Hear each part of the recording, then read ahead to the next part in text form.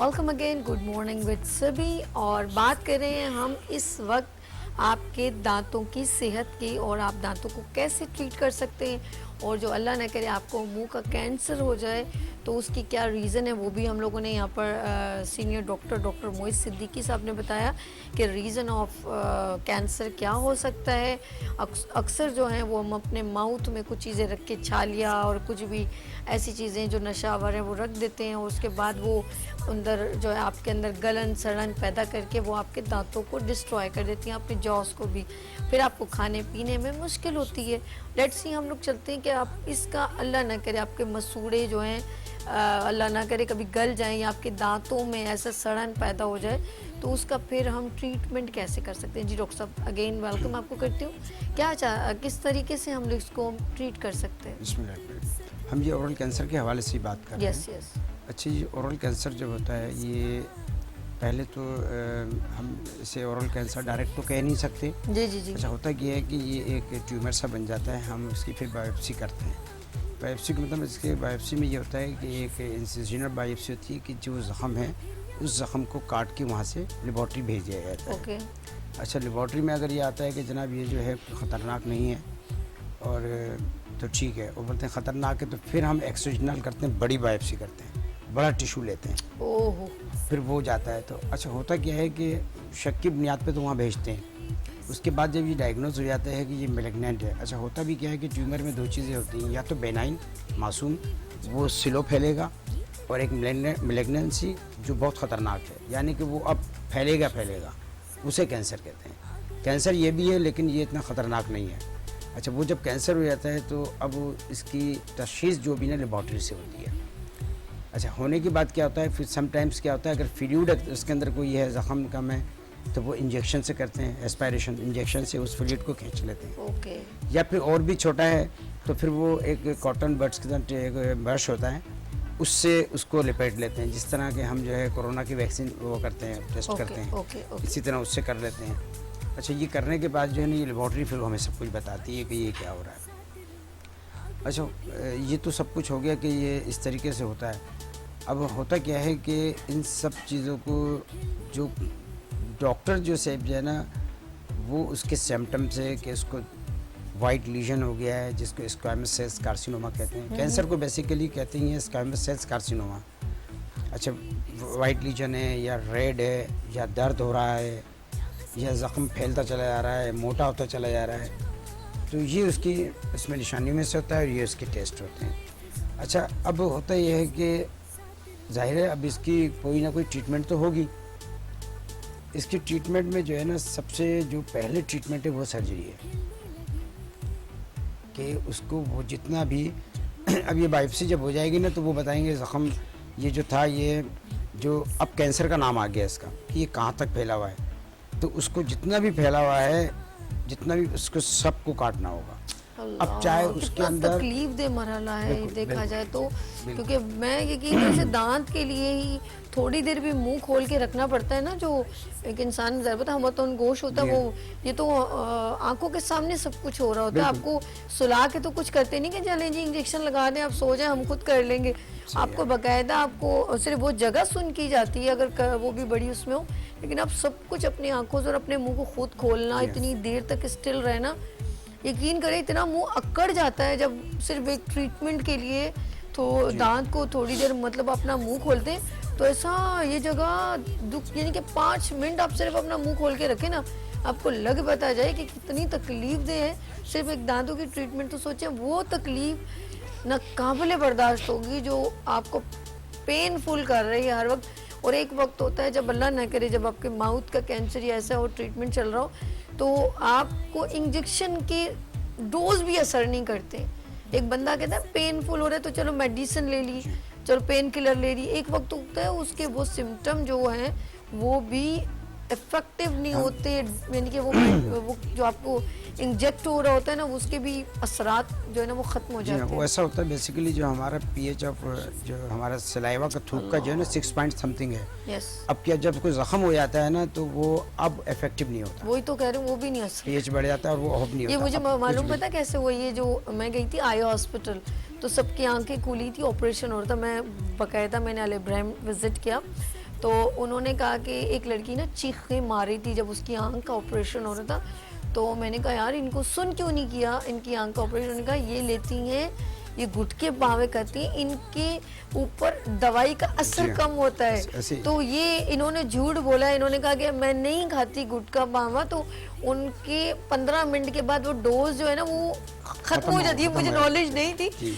वो चीखें इतनी जोर जोर से मार रही थी और वो कह रही थी मुझे मतलब पेन हो रहा है, पैरों से रगड़ रही है, शोर कर रही है। तो कह रहे हम इससे जब पूरी हिस्ट्री, तो उसने कहा मैं नहीं, जबकि ये झूठ कह रही थी। वो जब हमने ट्रीटमेंट किया तो हमने इसको तो इंजेक्शन लगाया था, लेकिन इन्होंने ड्यूरेशन कम हो गया उसका। ड्यूरेशन उसको वो जो आधा घंटे का था वो उसने फौरन वो किया। अब इन्हें तकलीफ हो रही है। ऐसे पेशेंट को तो जन्म मैं दिया। उस वजह से मैंने इसका असर जो है ना एक वक्त होता है, जी।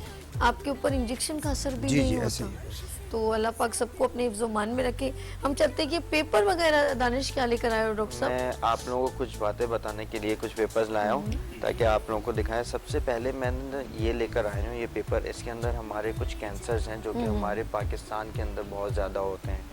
तो वो उस साइड ऐसे करते हैं ऐसा।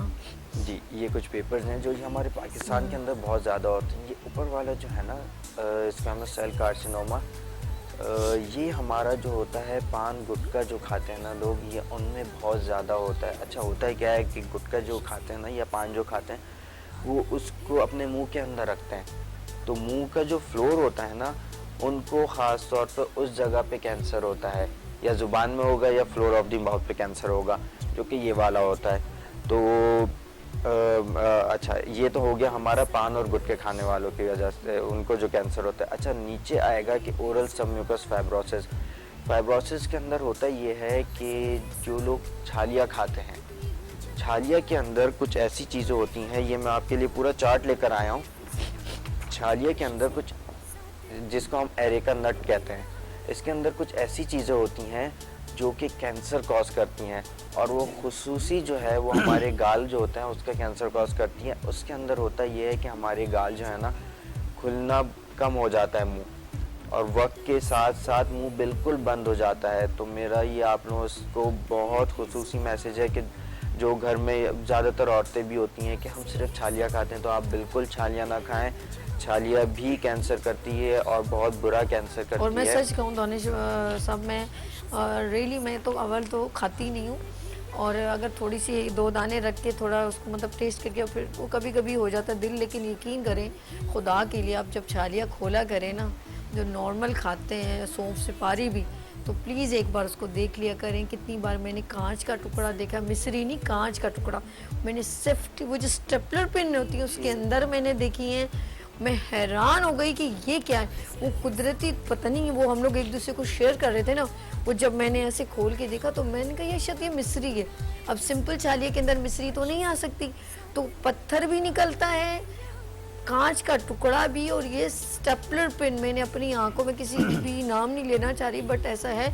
तो अगर कभी प्लीज़ अव्वल तो खाया नहीं करें, और अगर खाएं तो खुदा के लिए अपनी आंखों से देख के खाया करें। जी बिल्कुल, आप बिल्कुल सही कह रही हैं। ऐसा मेरी भी नॉलेज में है कि ये सारी कांच के टुकड़े और पत्थर और ये और भी बहुत सारी बुरी बुरी चीज़ें जो हैं ये इन चीज़ों में निकलती हैं, छालिया में, और ये गुटखा वगैरह जो होता है ख़ास तौर पर इनमें। तो अच्छा, कुछ छालिया को ज़्यादा टेस्टफुल करने के लिए उसमें ख़ास किस्म के फ्लेवर्स डाले जाते हैं, जो हम लोग आदी हो जाते हैं, तो देन हम कहते हैं हमें वही वाली छालिया खानी है। ऐसा है कि नहीं? बिल्कुल, ये तो नशा है ना। जैसे अगर आप किसी सिगरेट पीने वाले को बोलें कि तुम सिगरेट छोड़ दो, वो नहीं छोड़ सकता, क्योंकि उसकी बॉडी को उसकी नीड है, निकोटीन चाहिए उसको। आपको पता है कि हम जो भी सिगरेट वगैरह पीते हैं उनका सिगरेट छुड़वाने का भी ट्रीटमेंट होता है। उनको डॉक्टर पैचेस देते हैं जिसमें उनकी बॉडी को जितनी नीड होती है निकोटीन की, वो उतने हिसाब से उसको दिया जाता है। क्योंकि अगर निकोटीन को एकदम बंद कर दिया जाए ना तो बॉडी अपने कंट्रोल से बाहर हो जाता है वो इंसान, उसको निकोटीन चाहिए। डॉक्टर साहब, मैंने यहाँ पर लोगों को रोते देखा है, जिन लोगों को नशे की, हेरोइन की आदत डाल दी थी, उनके वालिद साहब को अपने उन 16 साल को मिसिंग करते हुए, पठान थे वो, इतना रो रहे थे, कहते हैं कि मुझसे बस मुझे लोगों ने लगा दिया, और मुझे बड़ा दुख है कि मैंने अपने बच्चों के साथ वो 16 साल का वक्त दोबारा नहीं आ सकता। वो उन्होंने अब तो छोड़ दिया, तो कह रहे थे कि वो मुझे बड़ी तकलीफ, उनके मतलब फैमिली ने जाके उन्हें एडमिट करवाया और वो ठीक हो गए, लेकिन वो वक्त सर वापस नहीं आ सकता। जी, बहुत वक्त तकलीफ नहीं है। आता, वक्त बहुत कीमती चीज़ है, ये जाता है तो वापस नहीं आता। वापस नहीं आता। तो हम सबको चाहिए कि देखें, अगर अच्छा मेरा एक और मैसेज था कि हमारे पास जो छालियाती पापा गए थे, बांग्लादेश गए थे इज्तिमा में ना, तो बता रहे थे वहाँ छालिया तो किसी और ही होती है, ग्रीन ग्रीन होती है, ग्रीन बिल्कुल होती है। ग्रीन होती है, क्यों वजह? वो ताज़ी होती है ना। तो ये अच्छा। ग्रीन में जब ये खुश्क हो जाती है तो फिर ये ड्राई होके अंदर इसमें फंगस हो जाता है, अच्छा। दरमियान में बिल्कुल। अब छाले ये लोग फंगस वाली छालियाँ भी जो है वो पान में डाल के बेचते हैं। अच्छा, वो जो फंगस है ना, वो समझे वही कैंसर की वजह वही बनता है। ओए होए होए होए। जैसे प्रॉपर जो छालियाँ होती है बिल्कुल ग्रीन होती है। जैसे हमारा ये बादाम के ऊपर से गिर रही होती है ना, वो भी ग्रीन होती है। जब आप बादाम को दरख्त पे से उतारेंगे तो बिल्कुल ग्रीन होगा, और इसी तरह से छालियाँ भी ग्रीन होती है। वो छालियाँ जब ग्रीन खाएंगे तो ऐसा लगता है दूध दूध दूध सा मुंह में आता है उसको चबाने वो फायदेमंद है क्या? वो फायदेमंद है, मैंने बहुत खाई वहाँ पे। लेकिन बंगलोर यहाँ जाना। पर यहाँ जब पे वो ड्राई आती है तो उसके दरमियान में जो है ना एक हाँ निशान सा होता फंगस सा हो जाता है। वो जब काट के ना, अगर एक छालिया में से वो निकालें, वही के किलो 10 किलो में से तो 1 पाव से ज़्यादा वही जाएगी, तो ये 1 पाव क्यों ज़ाया करेंगे? तो ये लोग उस पर, अब जिनकी भी मजबूरी है, इन्हें हर चीज़ बेचनी है। अच्छा, तो इसका सबसे बेहतरीन हल क्या है कि खजूर की गुठली जो होती है ना, उसको काट के खा लें। उसमें कोई नुकसानदेह ऐसा कोई केमिकल उसमें नहीं है जो हमें कैंसर करे, सिर्फ छालिया के अंदर है जो कैंसर करता है। तो जिनको आदत है खाने की, वो या तो सौंफ खा लें, या फिर अगर छालिया की तरह ही कुछ खाना है तो फिर वो खजूर की गुठली यूज़ करें, ताकि कैंसर की तरह जो बुरी बीमारी है इससे दूर रहें। बिल्कुल। ओके, चले हम लोग ले लें ब्रेक, इजाज़त है? अच्छा, हम लोगों के पास अभी 5 मिनट है। अच्छा जी, जैसे अच्छा छालियाँ अक्सर मैंने लोगों को देखा है, इमली की जो गिरियाँ हैं उनको तवे पे सेक के और उनको खाते हैं, बड़ा उनको अच्छा लगता है। और आपने मुझे भी कहा खजूर की तो वैसे ही इतनी अल्लाह पाक ने फजीलत बयान कर दी है, कुरान पाक में भी जिक्र है खजूर का। तो उसकी गिरियों को आपने क्या कहा कैसे किया जाए? उसको जैसे छालिया को तोड़ के खाते हैं उसके छोटे छोटे पीस करके, वैसे ही इसको भी बिल्कुल छोटे छोटे पीस करके इसके अंदर या तो सौंफ मिला लें, और उसके साथ सिर्फ सौंफ मिलाएं और ज़्यादा चीज़ें नहीं। वो हम ये जो होता है इसके अंदर तंबाकू भी डालना शुरू कर देते हैं, ये भी चीज़ें शुरू कर देते हैं, वो एक काइंड ऑफ गुटखा टाइप जो है वो बन जाता है। तो इन चीज़ों से दूर रहनी चाहिए, क्योंकि देखिए गुटखा जब मुंह में रहता है तो फिर वो कैंसर करता है। तो फिर छालिया से जब हट रहे हैं तो फिर सिर्फ खजूर की गुठलियाँ लें और सौंफ ले लें। अच्छा, हम एक और बात कहेंगे दानिश साहब, बिल्कुल आप ठीक कह रहे हैं कि जाहिर सी बात हम कुछ अब जैसे उसमें ऐड कर दिया आपने तंबाकू, आपकी तमाम चीज़ें सिर्फ आपके मुंह की प्रॉब्लम ही नहीं क्रिएट करती। जब वो सलाइवा जो है वो आपके अंदर उसका अर्क जा रहा है, चाहे वो स्मोक की सूरत में हो या कोई भी लिक्विड सूरत में हो, पान की सूरत में, तंबाकू की सूरत, वो सबसे ज़्यादा आपके लिवर को डैमेज करता है।